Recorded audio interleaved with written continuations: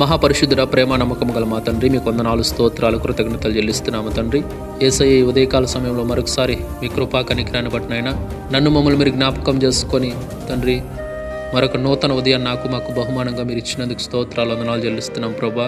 ఈ సమయంలోనైనా ప్రభా, ఈ వాక్యం ద్వారా మాతో మీరు మాట్లాడినందుకు స్తోత్రాలు తండ్రి. దేవుని గురించి, యేసుని గురించి అయిన అనుభవ జ్ఞానము మీకుంటే కృపా సమాధానం మీకు విస్తరిస్తుందని చెప్పేసి ఈ వాక్యం ద్వారా మాకు తెలియజేసినందుకు స్తోత్రాలు తండ్రి. యేసయ్య, నిజమే తండ్రి గురించి, మీ గురించి ఒక అనుభవం నైనా మేము కలిగి ఉండటకు సహాయం చేయండి. మాకు అనుభవాన్ని నేర్పించండి. ప్రతిరోజు కూడా ప్రార్థనలో, వాక్య ధ్యానంలో మేము ఎదగటానికి సహాయం చేయండి. మా కుటుంబాల్లో సమాధానం లేకుండా, నెమ్మది లేకుండా అపవాది నాయన ప్రభా, ఒకరంటే ఒకరు కాకుండా కుటుంబాల్లో అలా చేస్తున్నాడు తండ్రి. అల్లర్లు రేపుతున్నాడు. కాబట్టి వీటన్నిటి నుంచి కూడా మమ్మల్ని తప్పించండి. మా కుటుంబాల్లోకి మీరు రండి తండ్రి.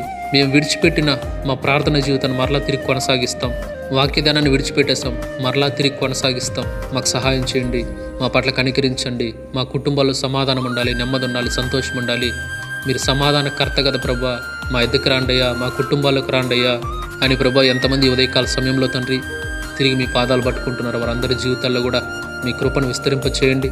సమాధానమును కలిగించండి, నెమ్మది కలిగించండి. వారి జీవితాల్లో అద్భుతాలు చేయమని, కృపను అందించమని, కనికరించమని. ఇంకా ఎంతమంది అయినా సమాధానం లేని స్థితిలో ఉన్నారు, వారందరి జీవితాల్లో మీరు సమాధానం, నెమ్మది, సంతోషాన్ని ఇవ్వమని, కృపను అందించమని. దేవ, ఈ వాక్యం ఎంతమంది అయితే వింటున్నారు, చూస్తున్నారు, షేర్ చేస్తున్నారు, పేరు పేరుని అందరినీ జ్ఞాపకం చేసుకోమని మీకే వందనాలు, స్తోత్రాలు చెల్లించుకుంటూ యేసయ్య అతి పరిశుద్ధ నామములో ప్రార్థించి, స్తుతించి, గణపరిచి వేడుకుంటున్నాం తండ్రి.